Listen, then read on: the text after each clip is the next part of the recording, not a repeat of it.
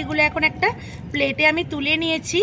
আর চিনির শিরাটা পুরোটাই টেনে নিয়েছে, অল্প একটু ছিল ওপর দিক দিয়ে ছড়িয়ে দিলাম। আর মিষ্টিটা দেখো কত সুন্দর হয়েছে, আর ফুলে দেখো ডবল হয়েছে। এই দেখো বন্ধুরা কতটা নরম আর রসালো হয়েছে মিষ্টিটা। দেখো একটা ভেঙে দেখাই তোমাদেরকে। এই দেখো ভেতরটা কত সুন্দর হয়েছে, ভেতরটাতেও দেখেছো কত সুন্দর রসটা ঢুকেছে, যে ভেতরটা কত সুন্দর রসালো হয়েছে। নমস্কার বন্ধুরা, মৌমিতা ইয়াম্মি কিচেন এন্ড ব্লগে তোমাদের অনেক স্বাগত। আমি চলে এসেছি প্রত্যেক দিনের মতো আজকেও আবার একটা নতুন রেসিপি নিয়ে। আর আজকে আমি বানাবো অসাধারণ একটা মিষ্টি। বাড়িতে থাকার উপকরণ দিয়ে আজকে আমি মিষ্টিটা বানাবো, আর সেটা হলো ময়দার মিষ্টি। ময়দা দিয়েও যে এত সুন্দর মিষ্টি বানানো যায় বন্ধুরা, তোমরা না দেখলে বিশ্বাস করবে না। তার জন্য তোমাদেরকে পুরো রেসিপিটা দেখতে হবে, স্কিপ করে দেখবে না বন্ধুরা, পুরো রেসিপিটা দেখো। আশা করি তোমাদের খুব খুব খুব ভালো লাগবে। তো চলো বন্ধুরা, এখন আমি রেসিপিটা শুরু করে দিই। বন্ধুরা আমি বলেছিলাম 4টে উপকরণ দিয়ে আজকে এই মিষ্টিটা বানাবো। বন্ধুরা বাড়িতে থাকা কিছু সামান্য উপকরণ নিয়েছি, এইগুলো দিয়ে আজকে মিষ্টিটা বানাবো। তার জন্য এখানে 1 বাটি ময়দা নিয়েছি, স্বাদ মতো লবণ নিয়েছি, আর 4 ভাগের 1 ভাগ এখানে বেকিং সোডা নিয়েছি, আর এখানে নিয়েছি 3 টেবিল চামচের মতো ঘি। এই 4টে উপকরণ দিয়ে মিষ্টিটা আমি বানাবো। সবার প্রথমে আমি ময়দাটাকে বাটির মধ্যে ঢেলে নেব। এখানে দেবো এবার পরিমাণ মতো লবণ, আর দেবো 4 ভাগের 1 ভাগ বেকিং সোডা। বন্ধুরা তোমরা যেমন ময়দার পরিমাপটা নেবে সেই অনুযায়ী লবণ আর বেকিং সোডাটা দিয়ে দেবে। এই 3টে উপকরণ এখন ভালো করে এইভাবে মিশিয়ে নেব। এবার আমি এখানে দেবো 3 টেবিল চামচের মতো ঘি, আর এইখানে আমি ঘি ব্যবহার করছি। তোমরা চাইলে এখানে সাদা তেলটাও দিতে পারো, কিন্তু সাদা তেলটা দিলে ঘিয়ের মতো অতটা ভালো একটা ফ্লেভার আসে না। ঘিটা দিয়ে আমি ভালো করে এইভাবে ময়াম করে নেব। বন্ধুরা খুব ভালো করে আমি ময়াম করে নিয়েছি, তোমরা দেখে বুঝতে পারছো ময়ামটা ঠিক এই রকম হবে। দেখো হাত দিয়ে মুঠো করলে একটা ডালা মতো হয়ে যাচ্ছে, ঠিক এইভাবে ময়ামটা করে নিতে হবে। এইখানে আমি অল্প অল্প করে জল দিয়ে একটা ডো বানিয়ে নেব।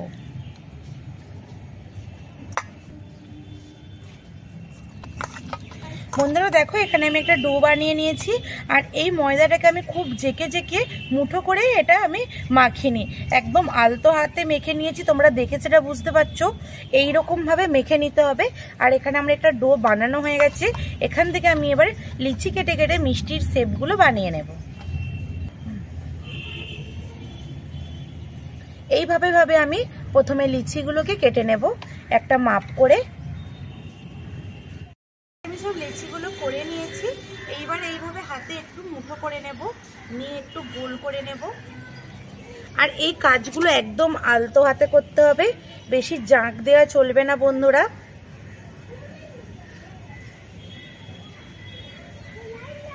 এই দেখো এইভাবে আমি মিষ্টির শেপগুলো বানিয়ে নেব। আর গাটা দেখো সরল নয়, একা বেকা রয়েছে, এই নিয়ে কোনো অসুবিধে নেই। এইরকম ভাবে মিষ্টিটা বানিয়ে নিতে হবে। আবারও একটা লিচি নিয়েছি বন্ধুরা, প্রথমে এইভাবে হালকা করে একটু মুঠো করে নেব, দিয়ে এইভাবে একটু গোল করব, করে আমি এভাবে লম্বা করে দেব।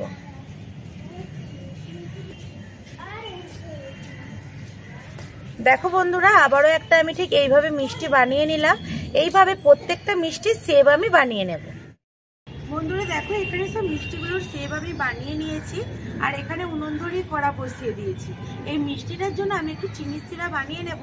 তার জন্য এখানে নিয়েছি 1 বাটিকে একটু কম আমি চিনি নিয়েছি, আর 4টে এলাচকে ফাটিয়ে দিয়েছি।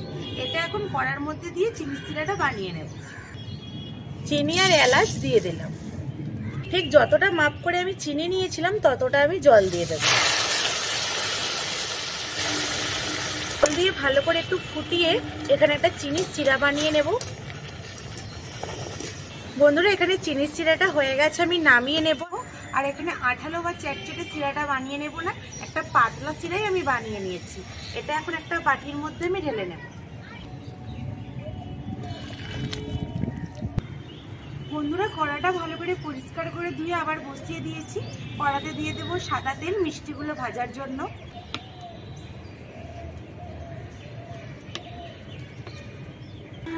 বন্ধুরা তেলটা হালকা গরম হয়েছে, এখন এই মিষ্টিগুলো এক এক করে দিয়ে ভেজে নেব। আর খুব বেশি গরম তেলে মিষ্টিগুলো ভাজবে না, একদম হালকা গরম হবে তেল, তখন মিষ্টিগুলো দিয়ে দিতে হবে। দেখো ঠিক এইরকম তেলটা গরম হয়েছে, এরকম তেলটা গরমের মধ্যে আমি মিষ্টিগুলোকে দিয়ে ভেজে নেব।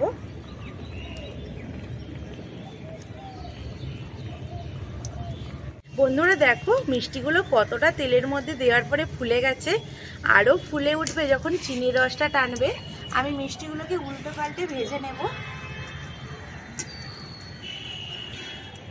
বন্ধুরা দেখো কত সুন্দর কালার করে আমি মিষ্টিগুলো ভেজে নিয়েছি, এরকম গোল্ডেন ব্রাউন কালার করে আমি দেখো মিষ্টিগুলো ভেজে নিয়েছি। এইবার তুলে নেব। আর মিষ্টির গাগুলো দেখো ঠিক এইরকম একা বেঁকা রয়েছে, এইরকমই থাকবে, তবে চিনির শিরাটা এই মিষ্টির মধ্যে খুব ভালোভাবে ঢুকবে। এর জন্যই কিন্তু আমি তখন ভালো করে দোলে মুঠে এটা ডোটা মাখাইনি। মিষ্টিগুলো এবার তেলটা ঝরিয়ে আমি তুলে নেব। মিষ্টিগুলো দেখো ফুলে একদম ডবল হয়ে গেছে, দেখতে আরো কত ভালো লাগছে।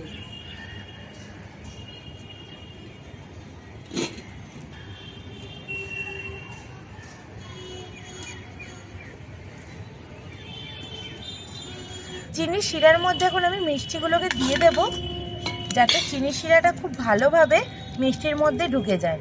আর বন্ধুরা তোমরা দেখলে চিনির শিরাটা হালকা একটু লাল হয়েছে, এখানে কিন্তু আমি কোনো ফুড কালার দিইনি, এখানে আমি চিনিটা একটু ক্যারামেল হয়ে গেছিলো, এই জন্য চিনির শিরাটার এইরকম একটা রং চলে এসেছে।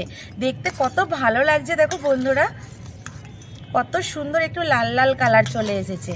এইভাবে আমি চিনির শিরাটা যাতে মিষ্টির মধ্যে যাতে চিনির শিরাটা খুব ভালোভাবে ঢুকে যায়, তার জন্য একটু মিষ্টিগুলোকে এইভাবে উল্টে পাল্টে নেড়ে ছেড়ে নিচ্ছি। আর এখন চাপা দিয়ে আমি ঠিক 10 মিনিট রেখে দেব। 10 মিনিট রাখলেই চিনির শিরাটা খুব ভালোভাবে মিষ্টির মধ্যে ঢুকে যাবে। বন্ধুরা আমার 10 মিনিট হয়ে গেছে, দেখো মিষ্টিগুলো এখন একটা প্লেটে আমি তুলে নিয়েছি। আর চিনির শিরাটা পুরোটাই টেনে নিয়েছে, অল্প একটু ছিল ওপর দিক দিয়ে ছড়িয়ে দিলাম। আর মিষ্টিটা দেখো কত সুন্দর হয়েছে, আর ফুলে দেখো ডবল হয়েছে। যেমন সহজ বানানো তেমন খেতে খুবই ভালো লাগে এই মিষ্টি।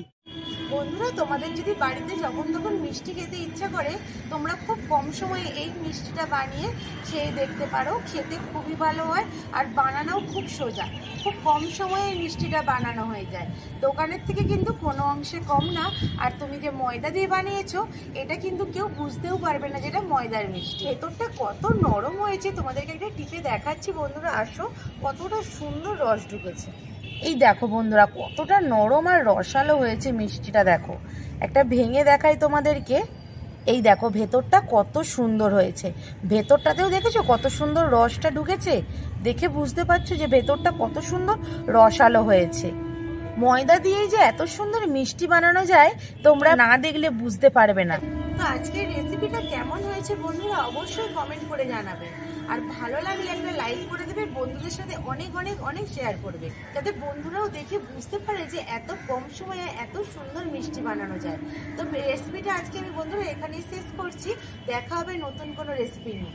আর বন্ধুরা তোমরা যেমন আমায় সাপোর্ট করছো সেরকম আমার পাশে থেকো, আমায় সাপোর্ট করো।